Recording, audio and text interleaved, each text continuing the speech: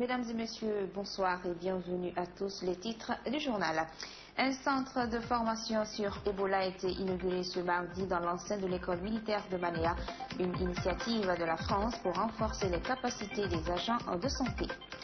Le 2 décembre de chaque année, c'est la journée internationale pour l'abolition de l'esclavage, mais de nos jours, l'on assiste à une autre forme d'esclavage. Et puis un atelier de formation sur l'octroi des licences a démarré ce mardi à Conakry. Cet atelier est organisé par la Fédération guinéenne de football. C'est tout pour les titres.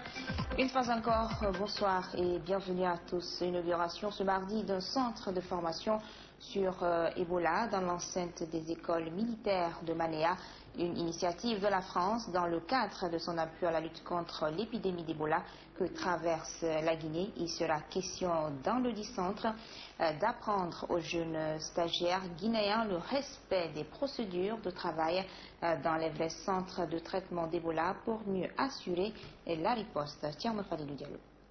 Initialement prévu pour un mois, il n'a fallu que 15 jours pour mettre à pied le centre de simulation pour le traitement d'Ebola estimé à environ 150 000 €. On a construit un plateau technique, ça simule ce qu'est un vrai centre. Vous avez vu que les parois ne sont pas montées jusqu'en haut dans les pièces, on les a faites à 1,20 m pour qu'on puisse avoir une vue complète du plateau technique. Donc on voit tous les groupes qui vont travailler pour apprendre les circuits, pour apprendre les techniques de désinfection, pour apprendre le soin, pour apprendre le triage et tout. C'est ça la spécificité. Et l'intérêt, c'est que c'est quelque chose qui ferme, et donc après on va le conserver et l'utiliser pour la suite jusqu'à la fin de l'épidémie. Selon l'ambassadeur de la France en Guinée, l'enjeu du centre de simulation n'est rien d'autre que la formation. Et il faut faire très vite pour vaincre Ebola. Notre action repose sur la création de centres de traitement. Il y a eu celui de Massinta, il y aura bientôt celui de Kerouané et celui de Beila. Nous allons mettre également en place, vers la fin de l'année, un centre de traitement pour les soignants, ceux qui travaillent en Guinée. Ce sera sur la base aérienne de Gbessia, et ce sera un centre qui sera ouvert aux Africains également. Et puis, il y a cette dimension essentielle de la formation. Car sans formation, on ne peut pas offrir des soins de qualité. Cette lutte contre l'épidémie d'Ebola, c'est une course de vitesse. Et il faut pouvoir tenir. Donc pour pouvoir tenir, il faut pouvoir être formé. Et c'est bien là tout l'enjeu de ce centre. Avec ce centre, c'est le dispositif de riposte mis en œuvre par la coordination qui se réalise, soutient son coordinateur. Aujourd'hui, c'est une grande satisfaction pour moi en tant que coordonnateur de voir un dispositif de notre plan de riposte se matérialiser sur le terrain.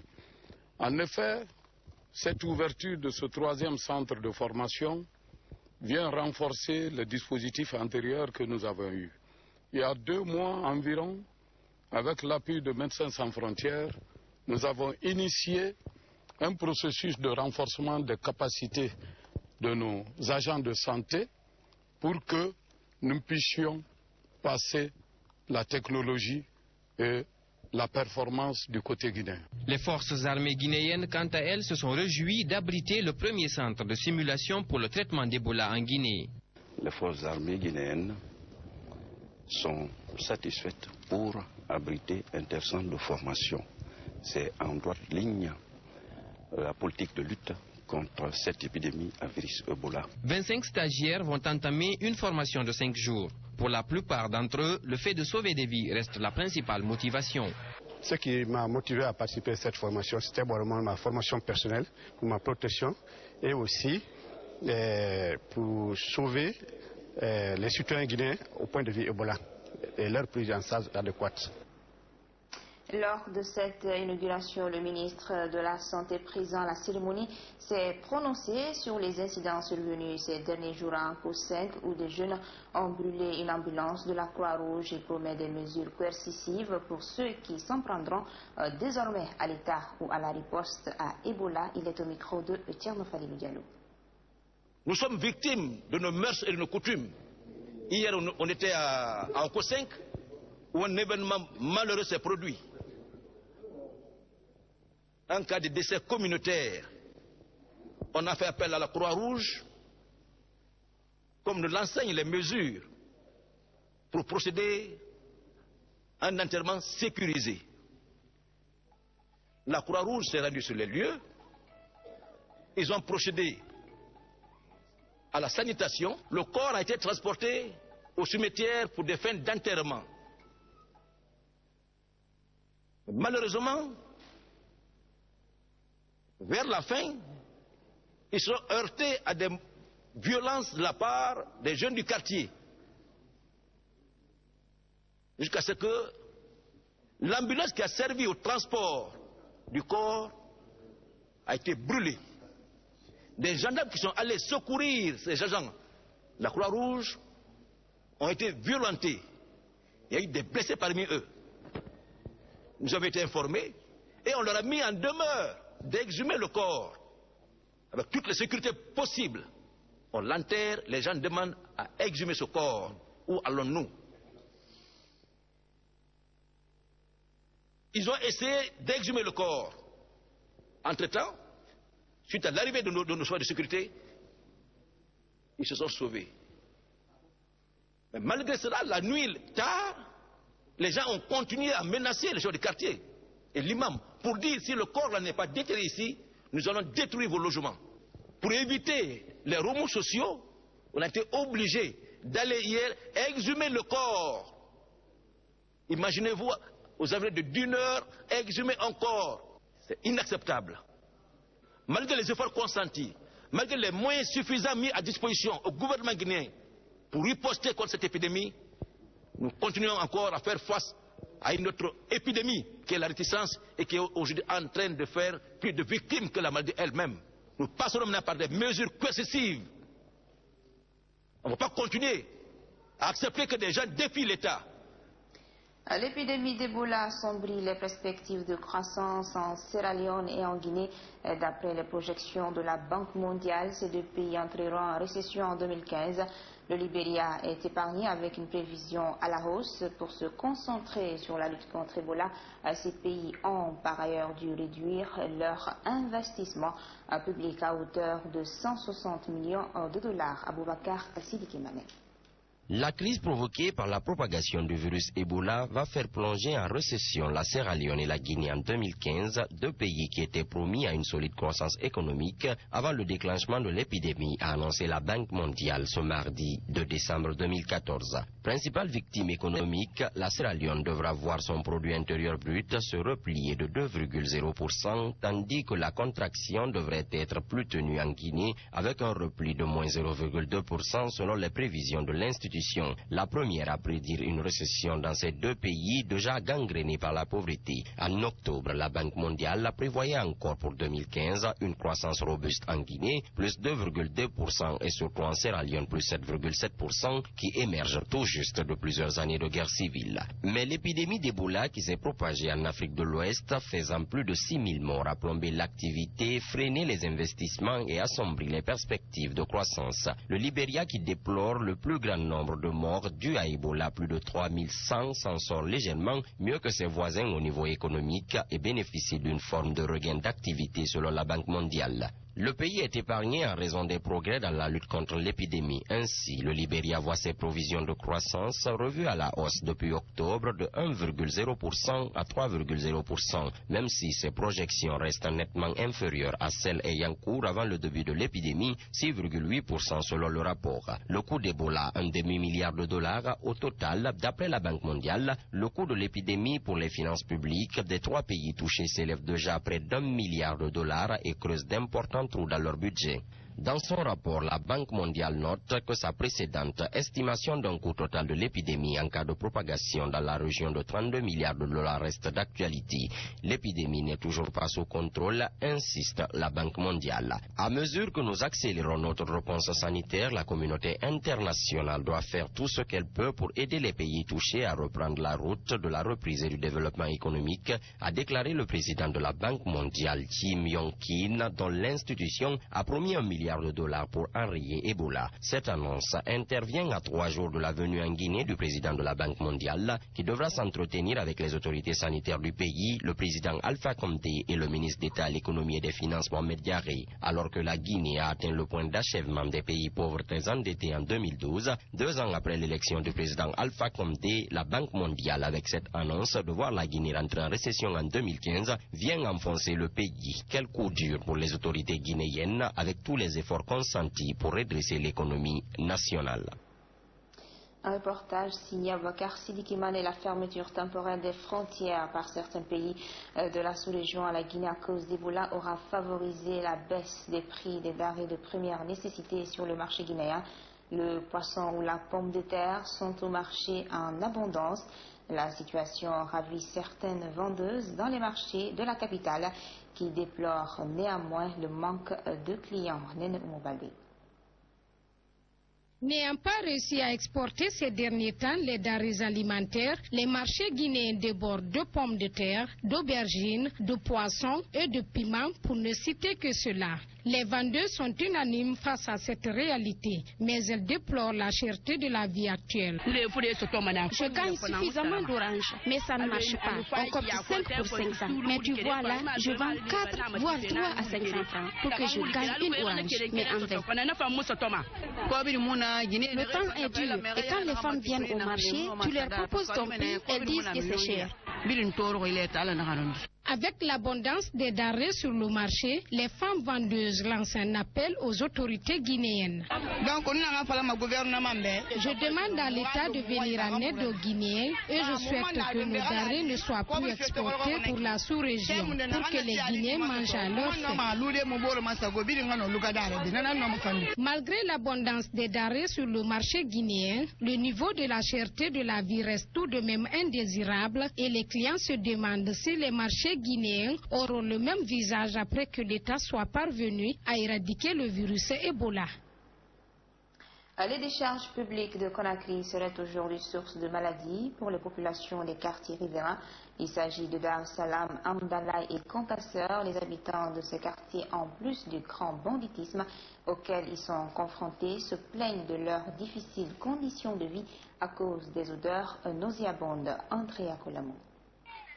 Cette montagne d'ordures est située entre les quartiers Dar Salam, Amdalaï et Concasseur. L'ancienne carrière de blocs de pierre et de gravier devenue un dépotoir d'ordures depuis les années 80 est de nos jours source de maladies pour les populations riveraines. Résider au milieu des mouches, des moustiques et des odeurs nauséabondes sont entre autres les déplorables conditions de vie des citoyens.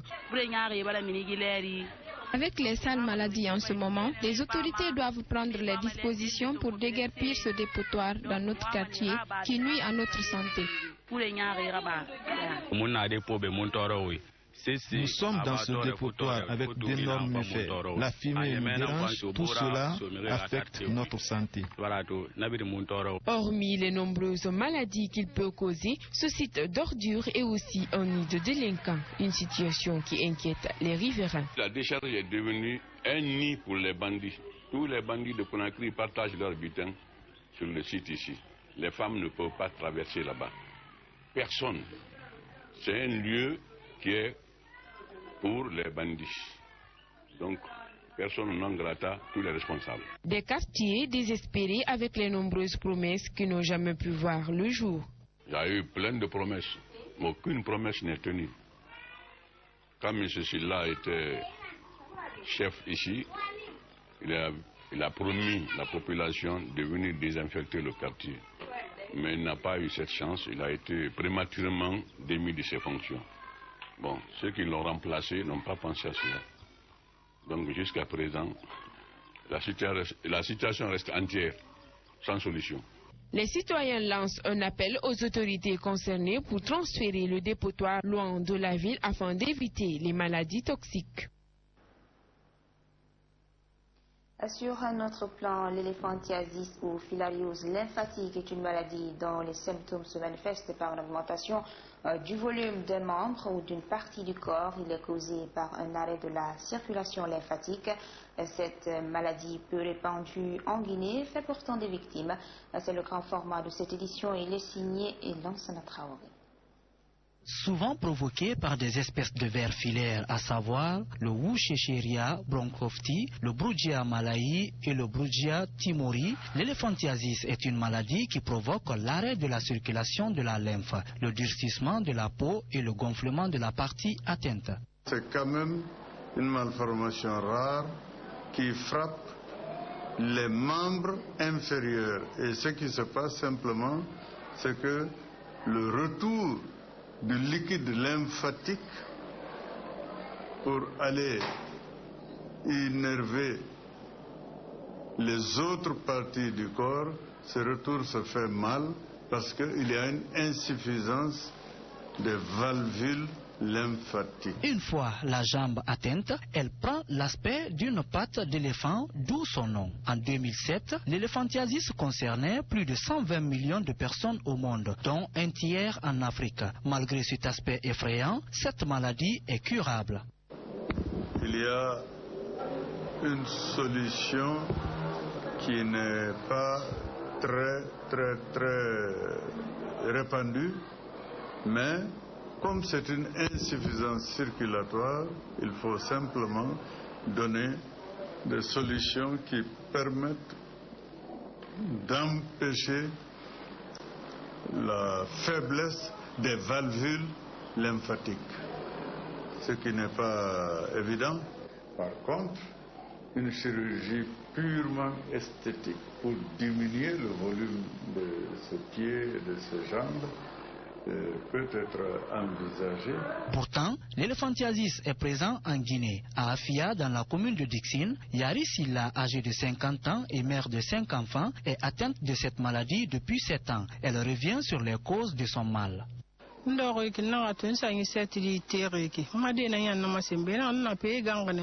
eu un petit bouton au niveau de la jambe gauche que j'ai percé, qui m'a envoyé à l'hôpital d'Onka, que j'ai soigné pendant 1 an. Après cette guérison, mon pied a commencé à gonfler jusqu'aujourd'hui.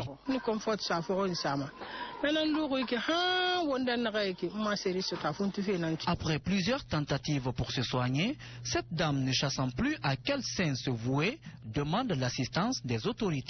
Premier, nous avons 5 millions. Pour la première fois, on m'a demandé 5 millions que je n'avais pas. Et une deuxième fois, on m'a demandé de payer 25 millions. Donc, je demande aux autorités de me venir en aide car je n'ai pas les moyens pour me soigner.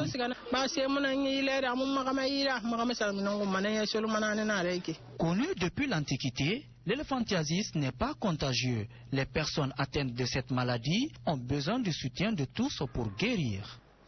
Le monde commémore ce 2 décembre la journée internationale pour l'abolition de l'esclavage, 65 ans après l'adoption par l'Assemblée générale des Nations unies de la Convention pour la répression et l'abolition de la traite des êtres humains et de l'exploitation de la prostitution. L'on assiste de nos jours à une autre forme d'esclavage, d'où l'exhortation du secrétaire général de l'ONU aux États membres et autres donateurs à soutenir les fonds de contribution volontaire des Nations unies pour la lutte contre l'esclavage contemporain. Adira Touba. Nul ne sera tenu en esclavage ni en servitude. L'esclavage et la traite des esclaves sont interdits sous toutes ses formes, stipule l'article 4 de la Déclaration universelle des droits de l'homme. Un article foulé aux pieds par l'esclavage contemporain qui sévit de nos jours. Un cauchemar sans fin que vivent des millions d'êtres humains à travers le travail forcé, le trafic de personnes et d'organes humains, l'esclavage sexuel, l'exploitation pour la prostitution, la vente d'enfants et de femmes et l'utilisation d'enfants soldats ou encore le mariage forcé. Des personnes privées de leurs droits fondamentaux et de leur dignité pour lesquelles Ban Ki-moon invite les États, la société civile et le secteur privé à s'unir pour éliminer ces nouvelles formes d'esclavage et mener des projets de réinsertion et de réparation. Il s'agit aussi pour les États de mettre en place des législations nationales efficaces. Adoptée le 2 décembre 1949 par les Nations Unies, la Journée internationale pour l'abolition de l'esclavage commémore la Convention pour la répression et l'abolition de la traite des êtres humains et de l'exploitation de la prostitution d'autrui. Une traite négrière qui aura duré 500 ans et vu la vente de millions d'Africains pour l'Europe et notamment l'Amérique. Sport à présent, ouverture ce mardi d'un atelier de formation sur l'octroi de licences 1 et 2 au club de Ligue 1 et 2 organisé par la Fédération guinéenne de football. Cet atelier vise à renforcer les capacités des clubs. Fodé Camara. Ce sont les 12 représentants des clubs de Ligue 1 et les 10 de la Ligue 2 qui prennent part à cet atelier de formation pour l'obtention des licences 1 et 2, une recommandation de la Confédération africaine de football qui vise à professionnaliser les clubs pour des championnats professionnels. Il nous avait été demandé depuis l'année dernière d'élaborer un document relatif à la participation des clubs, notamment guinéens, aux compétitions africaines. Ligue champion et interclub, c'est-à-dire l'octroi de la licence pour te permettre de jouer au niveau des compétitions interclubs.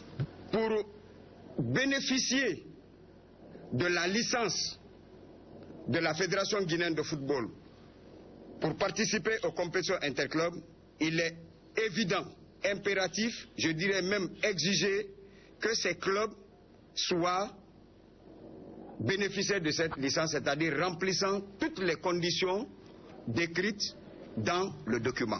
Président de la cérémonie d'ouverture, le premier vice-président de la Fédération guinéenne de football demande aux participants d'accorder une importance capitale à ces travaux. Cela pour une bonne qualification du football guinéen. L'effort que vous avez fourni pour être ici prouve à suffisance que vous aimez la chose, le football, et que vous voulez apprendre et que vous voulez être en règle par rapport à l'institution. Laquelle institution? La CAF ou la FIFA? Je vous prie d'accorder le maximum de sérieux. À moins d'un mois de la date butoir du dépôt des licences des clubs engagés dans les compétitions africaines, à savoir l'AS Kaloum en Ligue des Champions et le Orea en Coupe de la Confédération africaine de football, il est donc temps de faire vite. Comme disait l'autre, pour être grand, il faut se comparer aux grands. Et c'est la fin de cette édition d'information. Merci à tous de l'avoir suivi. Nous revoir sur la toile www.gropevasionguinee.info. Bonsoir à tous.